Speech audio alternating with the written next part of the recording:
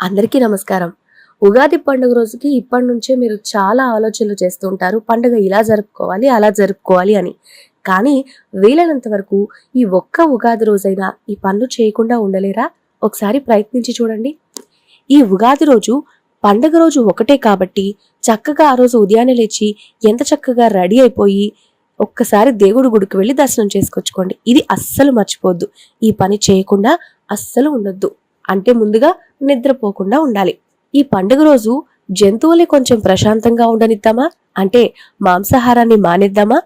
ఇక ఈ ఒక్క రోజైనా మద్యపానానికి, ధూమపానానికి దూరంగా ఉంటామేమో ఒకసారి ప్రయత్నిద్దాం. ఈ ఉగాది పర్వదినం రోజు అంటే మన తెలుగు న్యూ ఇయర్ రెజల్యూషన్ లాగా. అంతేకాకుండా ఉగాది రోజు పంచాంగం వింటున్నారు కదా, ఒకవేళ వింటే కనుక మీరు దక్షిణం వైపు తిరిగి మాత్రం పంచాంగం వినకండి. ఏదైనా దానం ఇవ్వడానికి చూడండి తప్పితే ఎవరితోనూ గొడవ పడ్డానికి అస్సలు చూడొద్దు.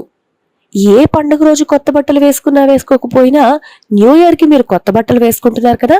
ఇక మన న్యూ ఇయర్ ఉగాది పండుగ.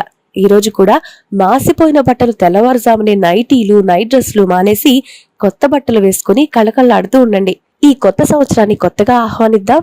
ఎంతో మంచి విషయాలకి ఇది ప్రారంభం కాబోతుంది. మరి మీరు దీనిలో ఏ విషయాన్ని ఫాలో కాబోతున్నారు?